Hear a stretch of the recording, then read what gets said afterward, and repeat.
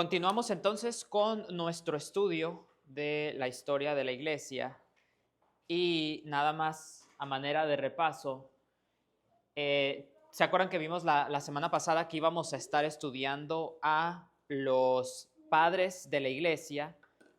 Y vamos a ver primero una categoría de padres de la iglesia conocidos como los padres apostólicos. Y si recuerdan, la semana pasada nos quedamos entonces estudiando a Clemente, que era anciano en la iglesia de Roma. ¿Recuerdan eso la semana pasada? Clemente vivió entre los años 30 y los años 100 después de Cristo. Todas estas fechas que vamos a ver son después de Cristo. Recordarán que Clemente escribe una carta. ¿Se acuerdan esa carta que escribió Clemente, el nombre que le dimos a esa, o que tiene el nombre que lleva esa carta? Es una carta escrita a la iglesia de Corinto, conocida como la carta de Primera de Clemente. Esta primera carta, conocida como Primera Carta de Clemente. Y sí, escrita a la iglesia en Corinto. Si recordarán, esta carta de Primera de Clemente, veíamos que era muy probable que Clemente tuviera acceso ya a la carta de los hebreos. ¿Se acuerdan que veíamos una conexión como Clemente hablaba sobre permanecer en la fe? Y entonces hablábamos de cómo eso se relaciona con hebreos. También veíamos que Clemente viene mencionado en la Biblia. ¿Se acuerdan en qué libro de la Biblia vemos a Clemente mencionado? Si no se acuerdan, vamos ahí, vamos a ver Filipenses 4:3 una vez más. Filipenses, libro de los Filipenses.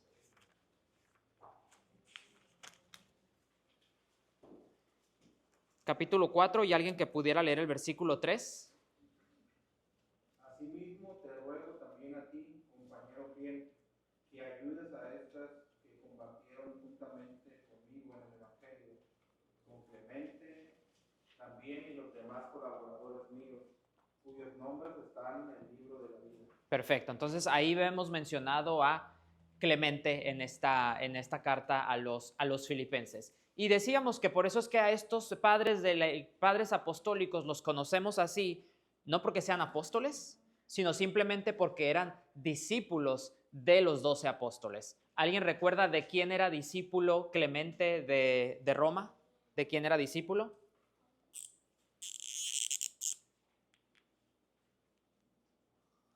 Les puedo dar una pista, la persona que escribió la epístola, Pablo, gracias. Discípulo de Pablo.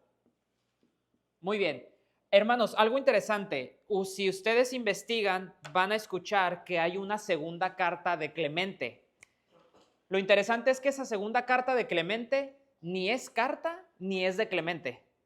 Esa segunda carta de Clemente no la escribe Clemente, sino lo que sucede es que muchas veces en los textos antiguos esta segunda carta viene, vamos a decirlo así, pegada con la primera carta de Clemente, y entonces muchas personas automáticamente asumen o la mencionan como la segunda carta de Clemente, pero en realidad esta segunda carta no es una carta de Clemente, y además que no es una carta de Clemente, no es una carta, es más pareciera como un sermón, no parece una carta. Entonces, por eso nos vamos a quedar simplemente con la primera carta de Clemente a la iglesia de Corinto.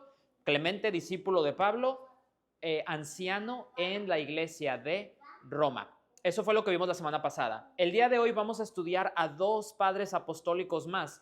El primero que vamos a estudiar hoy va a ser Ignacio de Antioquía. Ustedes ya han escuchado de la iglesia de Antioquía anteriormente. Esta iglesia estaba más al lado este del continente. En Asia pudiéramos considerarlo. Y Ignacio de Antioquía, a él se le atribuyen un total de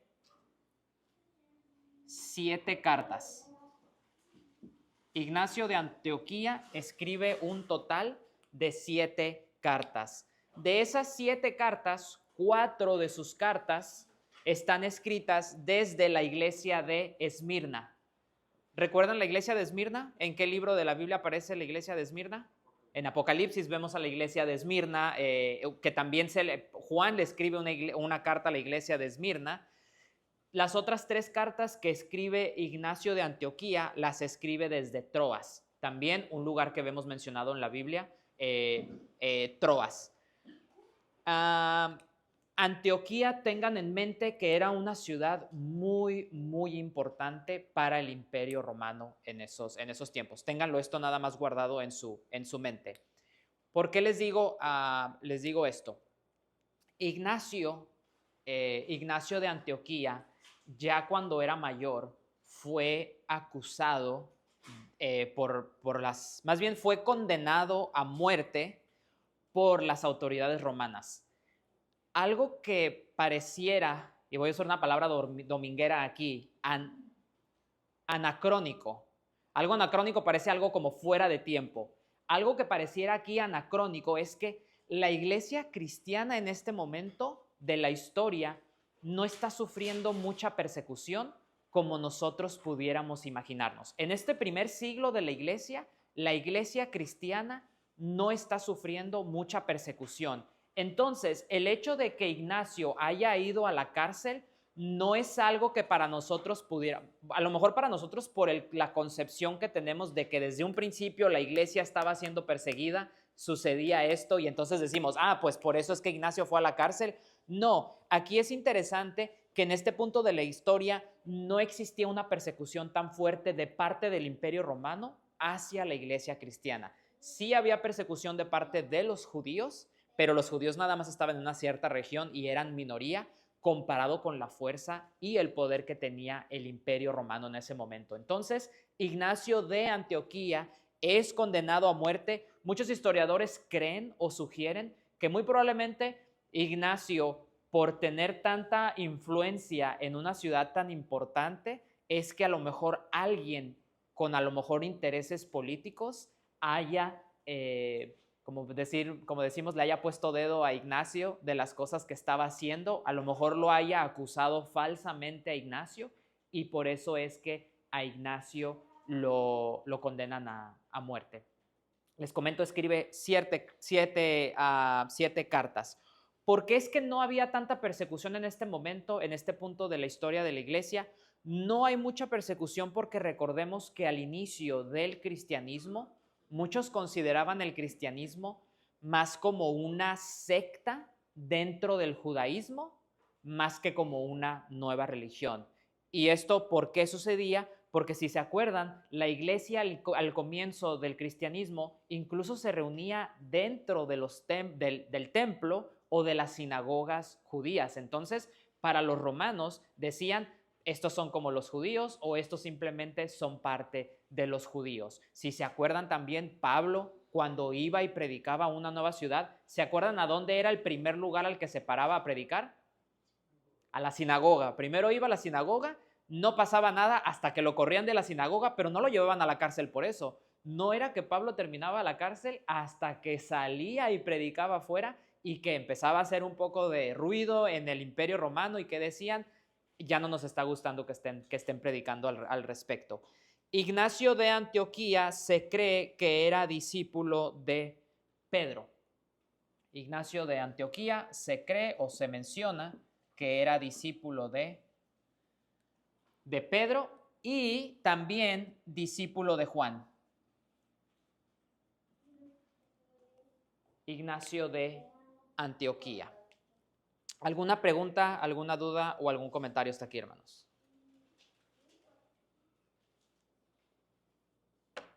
Ok.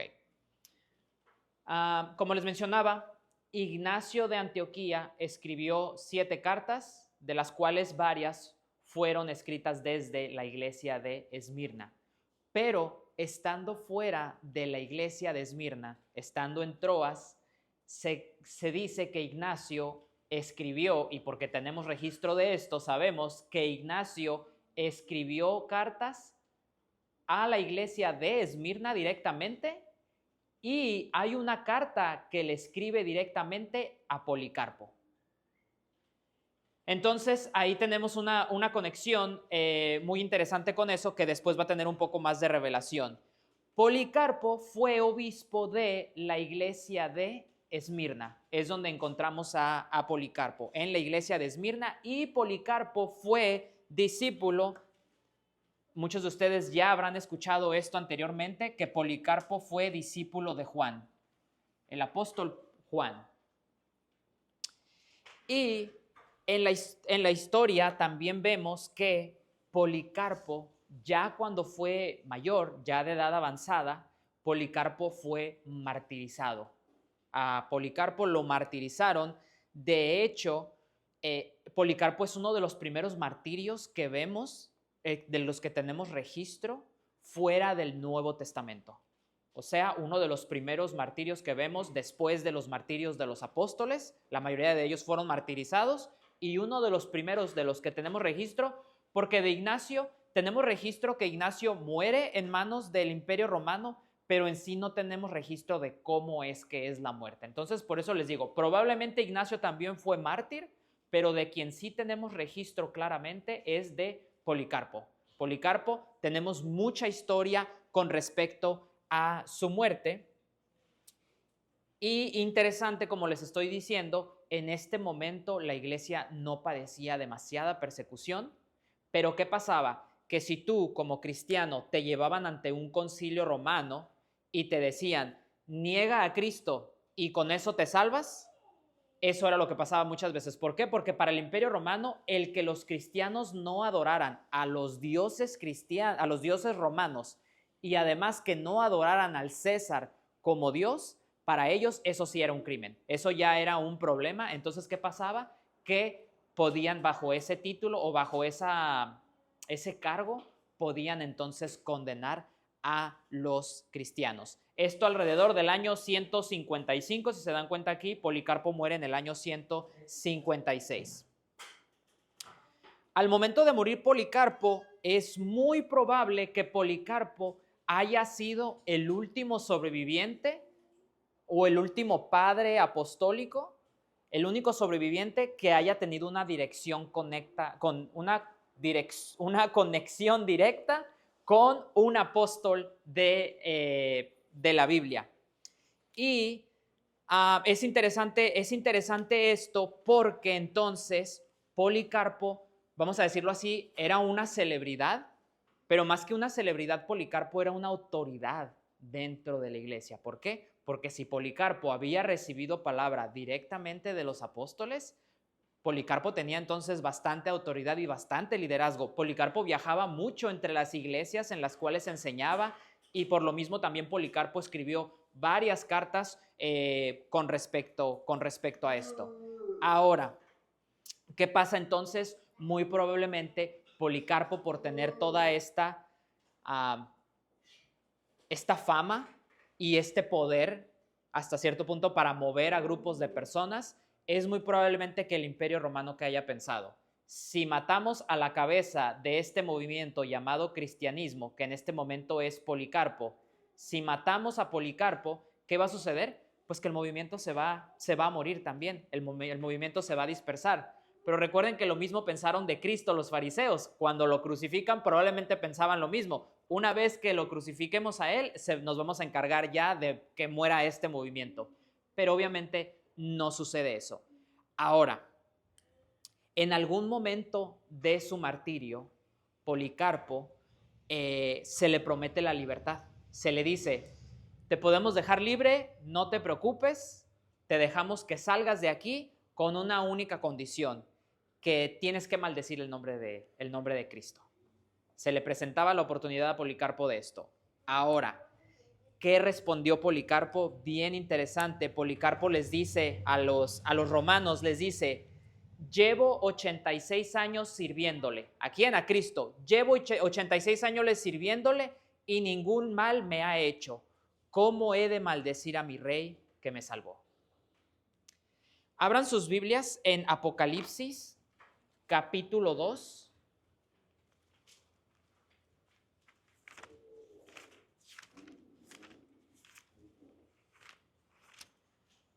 Como saben, Apocalipsis es el último libro de su Biblia.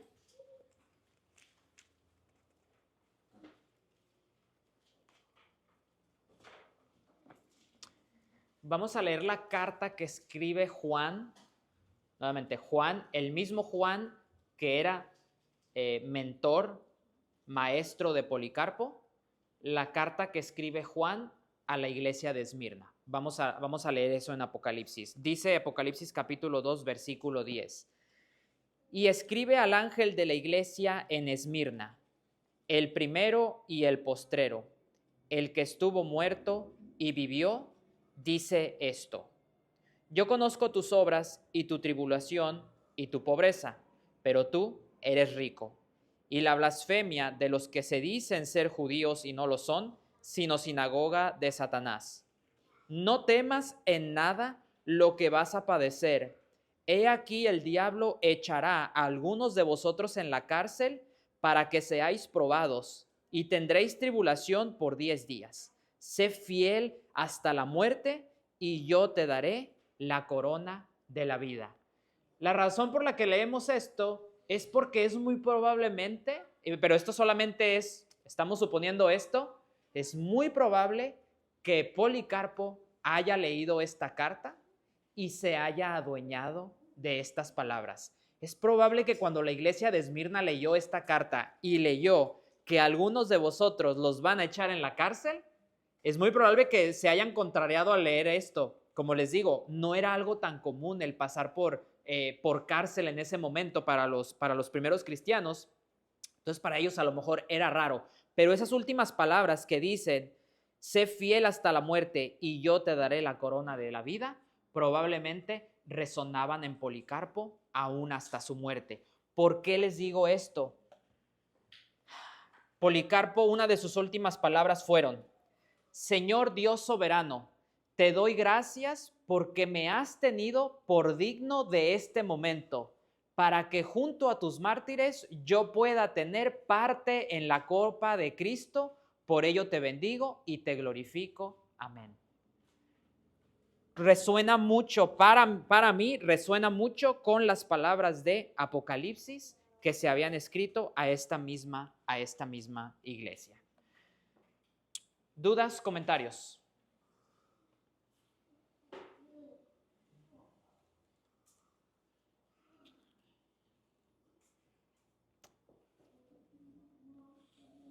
¿Habían escuchado de Policarpo? No. Muy bien. Carlos, Sí, sí. ellos, por ejemplo, Clemente, Ignacio, Policarpo, ¿seguían siendo todavía judíos o ya eran gentiles? Ya serían, por los nombres, ¿serían gentiles ya? Ya son gentiles. Sí, sí, ya ninguno de ellos los vi mencionados como judíos. Sí, por los nombres sobre todo. Eso nos da ya pista de, probablemente entonces ya eran griegos, ya eran fuera de la comunidad judía. En el primer viaje misionero de Pablo, él llega a la iglesia, él y Bernabé pues llegan a la iglesia de Antioquía. ¿De Antioquía? Sí, y ahí más bien Ignacio está bajo la supervisión de Pedro y de Juan. Exacto. Muy bien. Estos que acabamos de ver entonces, hermanos, son conocidos, ¿se acuerdan? Como los padres apostólicos, por haber tenido una relación directa con los apóstoles. Nuevamente, no eran apóstoles y por lo tanto también una pregunta que surgía por la hermana Tixel la semana pasada, ninguno de estos escritos que vemos aquí los vamos a ver dentro de nuestras Biblias. ¿Por qué? Porque no son escritos de los apóstoles directamente. Nos podemos beneficiar de ellos. Si me preguntan, podemos ir y leer Primera de Clemente, podemos ir y leer las cartas de Ignacio, podemos verles una carta que escribe Policarpo a los filipenses, también podemos leer, pero con el cuidado y la sensibilidad de que esas cartas que se escribieron no son palabra de Dios. No podemos tomarlas a la misma par que las escrituras. Hay un cuarto escrito, un documento que se encontró en algún punto de la historia que a lo mejor ustedes en algún momento se van a topar, lo van a escuchar, alguien lo puede mencionar, y ese documento se conoce como la Didaché. Muchos consideran este documento junto con los padres apostólicos, como que se escribió en las mismas épocas que los padres apostólicos. La Didache es un escrito que significa, esta palabra Didache significa enseñanza, la enseñanza o la doctrina. El nombre completo del documento es un nombre larguísimo, pero más o menos significa o se podría traducir como la enseñanza de los 12 apóstoles. Ese es el nombre del documento, la enseñanza de los 12 apóstoles. ¿Cuáles 12 apóstoles? Los 12 seguidores de Jesús, los 12 apóstoles, menos Judas, reemplazado por Matatías. Ahora, algunos creen que ese documento, por tener ese título, fue escrito directamente por los 12 apóstoles, pero esto no es verdad. No hay el sustento para que pudiéramos decir que hay un documento escrito en común por los 12 apóstoles. Lo que sí sabemos es que este documento era algo así como una clase de catecismo que se le daba a los cristianos. De hecho, es bien interesante que este documento menciona, antes de que bautices a alguien, primero que pase por una enseñanza, que pase por un catecismo para que esté consciente de qué es de lo que está haciendo. Todo eso se viene mencionado en este documento de la Didache. Era muy popular este documento. En estas fechas se cree que era muy popular. ¿Por qué? Porque está traducido a varios idiomas que varias de estas iglesias que mencionamos hablaban. Entonces la Didache es un documento bien importante, con muy buena doctrina, y nos enseña entonces, nos da una imagen de qué era lo que en esos momentos la iglesia enseñaba, lo que la iglesia practicaba. El problema con este documento, porque muchos dirían, bueno, si es un documento con sana doctrina, con buenas prácticas, ¿por qué es que el documento no está incluido en la Biblia? El problema es que, uno, no sabemos exactamente quién es el autor de este documento. Probablemente fueron varias personas las que escribieron el documento. Y también otro problema para al momento de conciliar el canon bíblico es que la Didache pareciera ser que es un documento que circulaba entre iglesias y no una carta específicamente a una sola iglesia. Entonces, por esto y otras cosas más que los historiadores tienen un poquito más de información, la Didache no viene incluida en la Biblia, pero les digo, nos da información muy buena con respecto a las doctrinas de la iglesia, con respecto a las costumbres de la iglesia. Incluso es bien bonito porque nos enseña y nos da nos refuerza nuestra creencia de que en la iglesia solamente hay 2 sacramentos. ¿Por qué? Porque en la Didache se menciona la práctica de esos 2 sacramentos. ¿Se acuerdan cuáles son los 2 sacramentos? El bautismo y la cena del Señor. Los 2 sacramentos ya se mencionan como parte de las prácticas de la iglesia. Algo interesante es que se recopila dentro de la información que es muy probable que la predicación se llevara dentro de los templos aún, el templo judío o las sinagogas, pero la cena del Señor era una comida que se llevaba a cabo ya en las casas de los primeros cristianos, era como se llevaba a cabo eso. ¿Dudas sobre la Didache?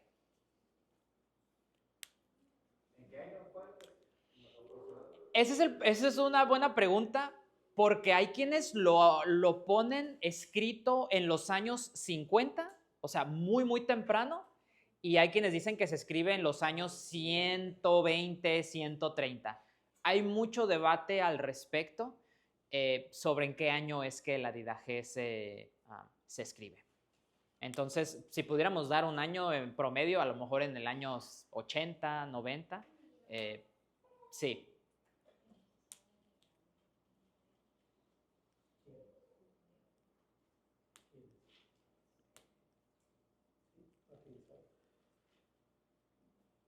Policarpo muere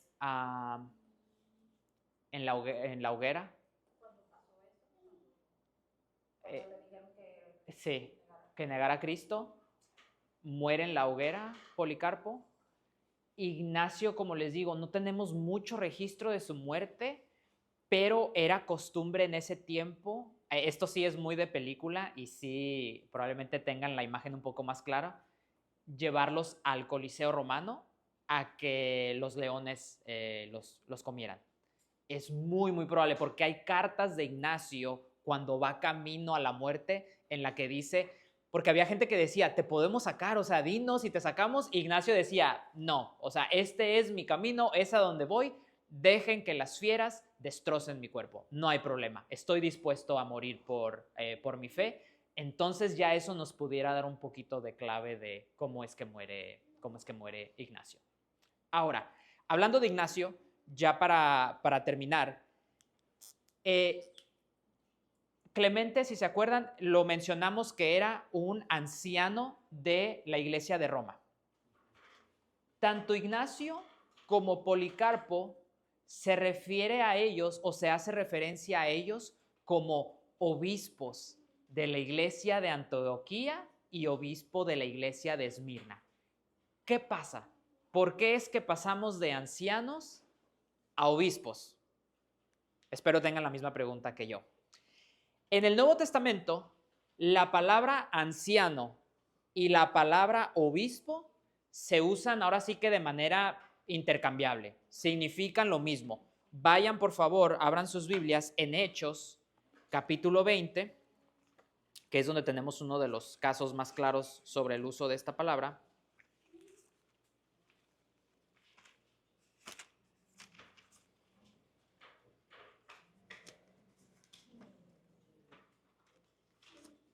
Hechos capítulo 20. Vean si alguien pudiera leer el versículo 17.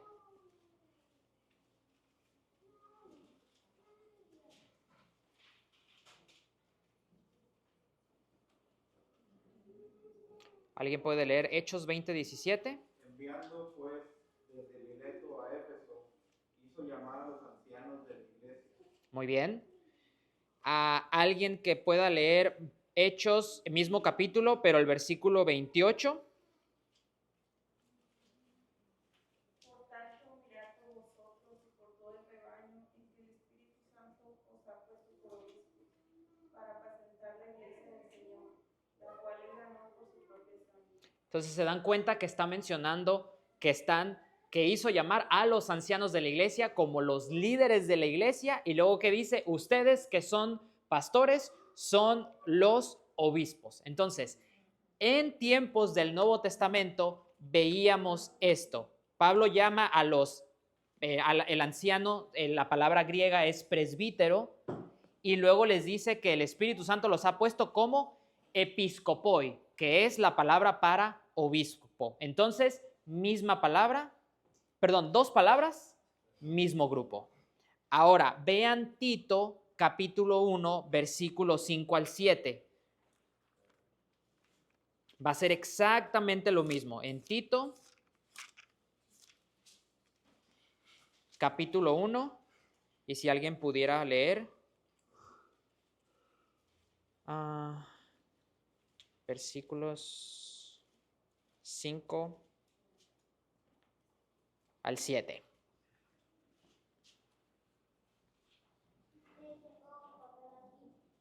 Por esta causa te dejé en Creta para que corrigieses lo deficiente y establecieseis ancianos en cada ciudad, así como yo te mandé. El que fuere irreprensible, marido de una sola mujer, y tenga hijos creyentes que no estén acusados de disolución y de rebeldía, porque es necesario que el obispo sea irreprensible como administrador de Dios, no soberbio, no iracundo, no dador vino, no pendenciero, no contencioso de ganancias deshonrosas. ¿Notan esa similitud o más bien ese uso de las palabras, hablando de la misma persona o de las mismas personas que establezcan ancianos? Y luego dice, este obispo debe ser de esta manera, como si fueran exactamente lo mismo. Ahora, ¿qué pasa? En una de sus cartas, Ignacio de Antioquía sí hace una distinción y hace como una estructura No les voy a leer la carta, que escribe Ignacio, pero sí menciona Ignacio que en la iglesia debe de haber un obispo como líder.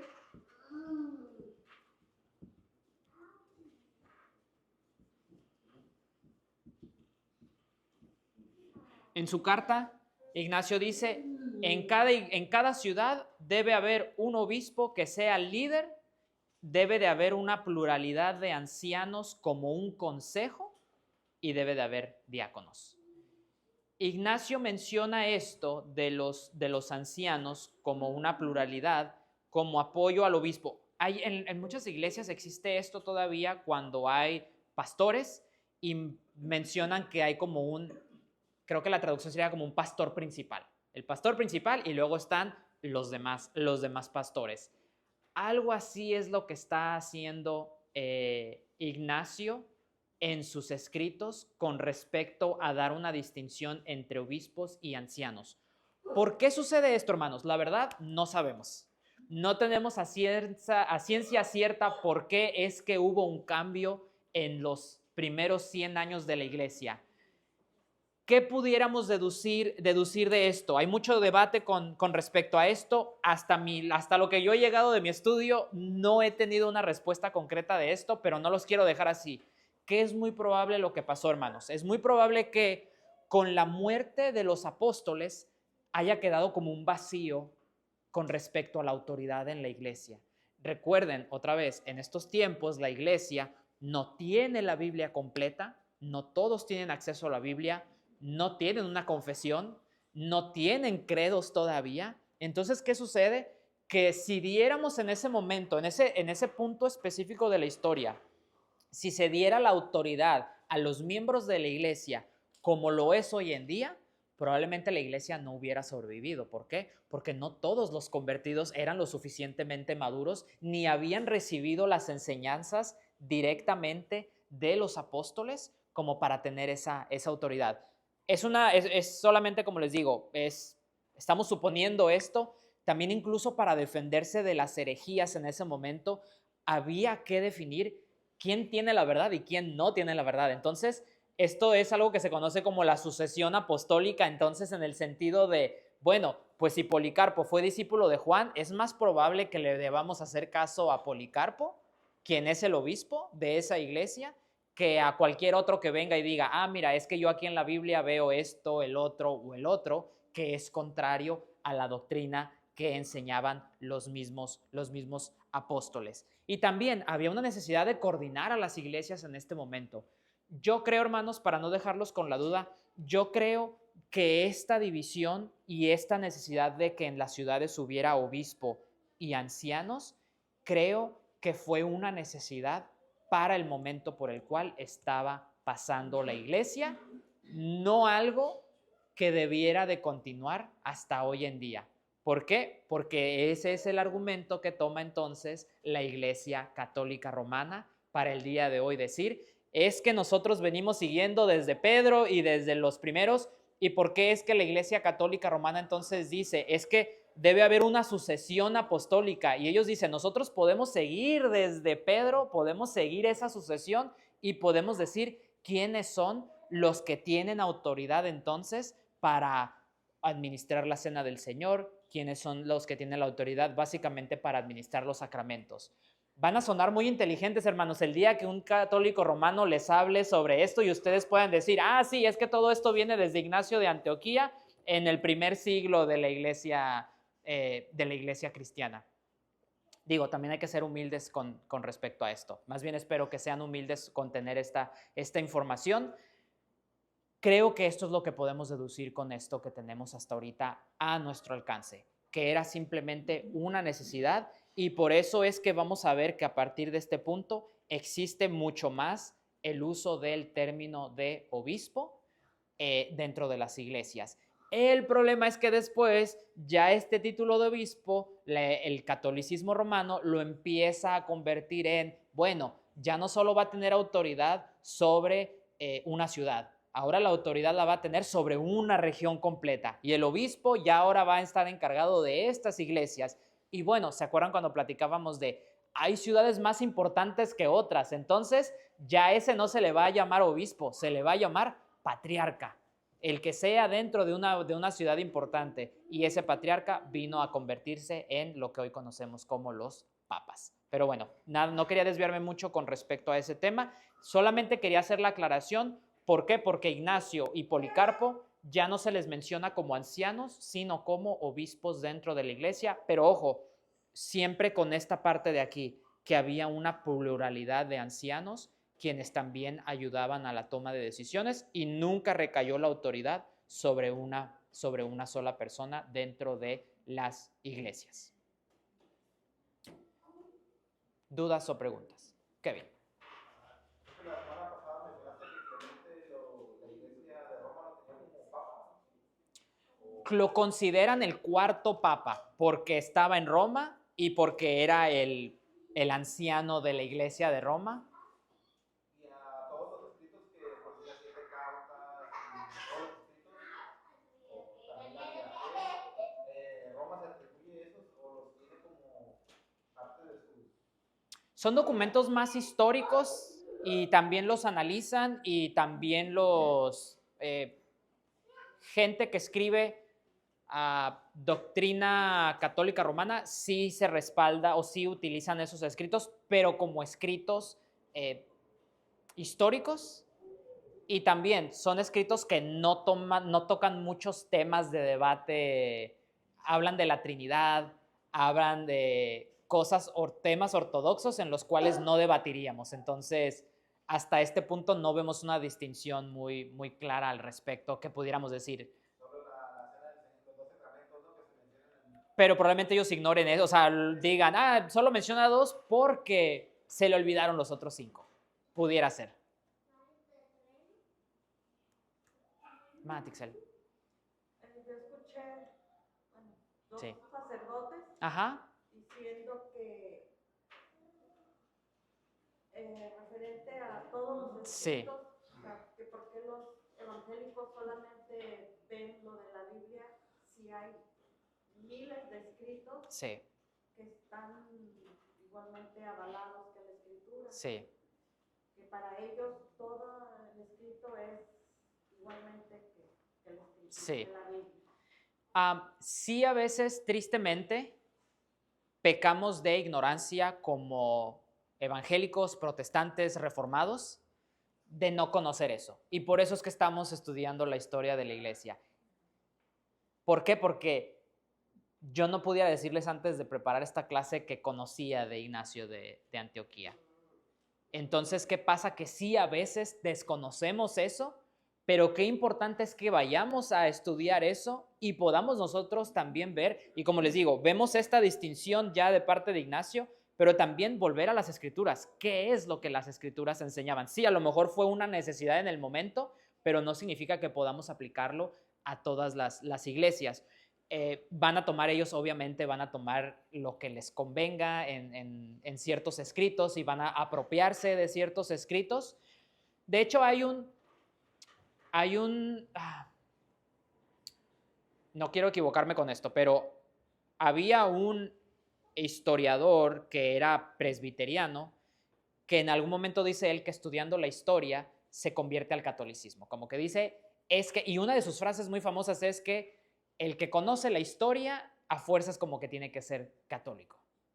Pero el problema es que cuando vemos la historia y vemos las escrituras, es que más bien uno se da cuenta de qué es exactamente lo que se enseñaba desde un principio y cómo es que el catolicismo romano fue deformando las cosas con el tiempo. Entonces, ojo, también otra cosa, nosotros vemos todo esto desde un punto de muchísima ventaja y por eso se los voy a estar repitiendo mucho, lo vemos con mucha ventaja porque nosotros ya tenemos las doctrinas más afianzadas, nosotros ya tenemos la Biblia completa, entonces a veces tristemente vamos a juzgar a estas personas demasiado fuerte por las cosas que escribieron, por ejemplo lo de Ignacio con respecto a los obispos y a los ancianos, porque no estamos nosotros en ese tiempo. Pero para volver a esto, sí, a veces sí nos olvidamos de todo esto, cuando en realidad sí hay mucho que tomar de aquí, pero no es palabra de Dios. Hay muchas cosas, no nos dan los argumentos suficientes como para decir que pudiéramos considerarlo como palabra de Dios, porque entonces, ¿dónde marcamos la línea? Y ahí es donde entra también el error del catolicismo romano. Ellos ya llegaron al punto de decir que la tradición puede ser compatible con la Biblia, que tiene el mismo peso. Y que incluso el Papa tiene el mismo peso, hablando desde su asiento ex cátedra, tiene el mismo peso que la palabra de Dios. ¿Qué pasa cuando tuvimos, se acuerdan en la historia que vimos a 3 papas? ¿Cuál de los 3 tenía la razón y cuál de los 3 hablaba palabra de Dios? Ninguno, los 3, 1, 2. Ese es el problema cuando ya queremos empezar a tomar todos estos escritos como palabra de Dios. ¿Dónde marcamos la línea? Para mi gusto.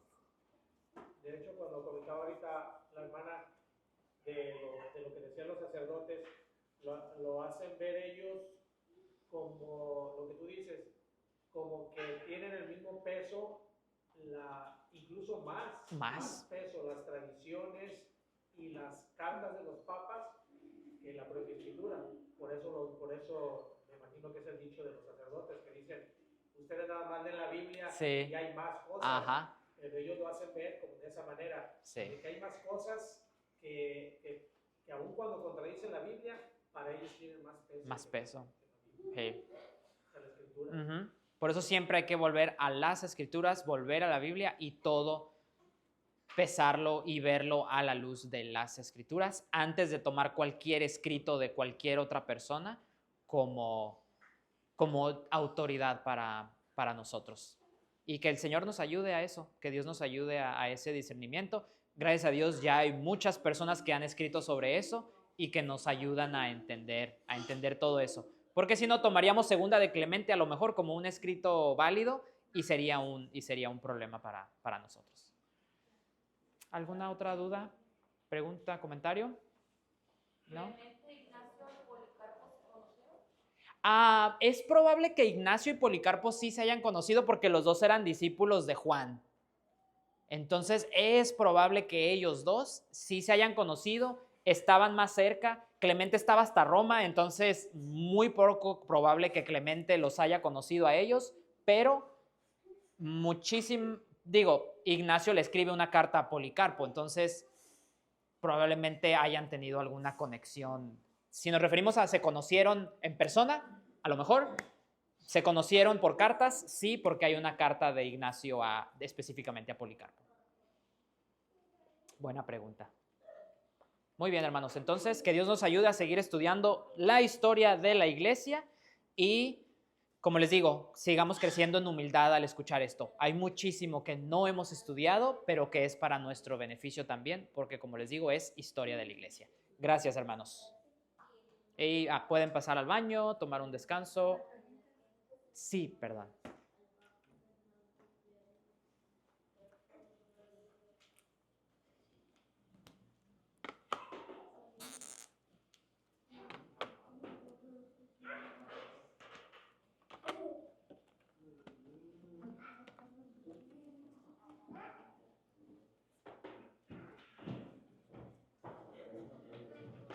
Tenemos 5 minutos, hermanos, si gustan pasar a tomar agua, pasar al baño, antes de la predicación.